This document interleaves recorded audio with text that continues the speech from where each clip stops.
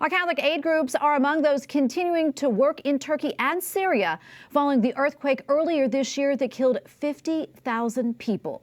The 7.8 magnitude quake also displaced more than 3 million people. Caritas Confederation has assisted several thousand people, many of whom are children, with food, shelter, and other necessities.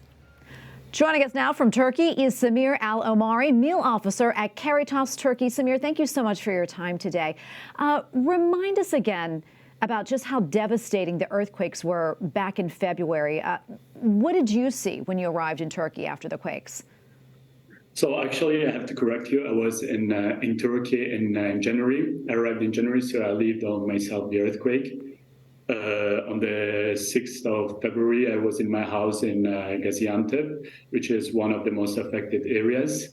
And I have to say that it was quite scary for two main reasons. First of all, obviously, because I was new in the city. I didn't know anybody, but mostly important because it was a shake of 7.8 magnitude, which lasted for more than 1.5 minutes. And obviously, like during this 1.5 minutes, you can feel and you can realize what's going on. The next day, I had the opportunity to go around, and everything outside the city of Gaziantep was completely destroyed. Basically, if you take the city, you can drive for 5-6 hours, and you can see only damaged buildings. You have to consider that the surface of the hidden area is like the same of Germany, and the people affected are 9.1 million, and there are still 3 million of internally displaced persons. So you can imagine how hard this earthquake hit Turkey. Yeah, it really is kind of unbelievable. Samir, what's daily life like in Turkey right now, about 6 months after that deadly earthquake? How is the country recovering? So basically, we have to consider that the country, for example, currently I'm staying in Istanbul, which the situation is pretty calm. People are working and really doing their daily life.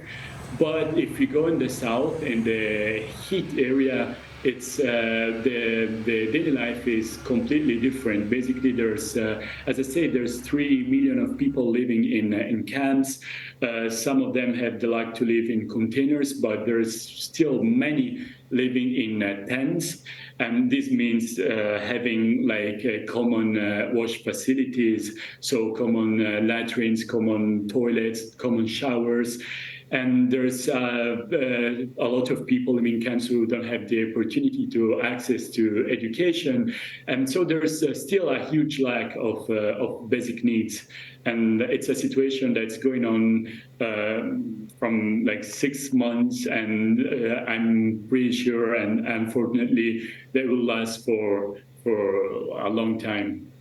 How is Caritas helping in this situation?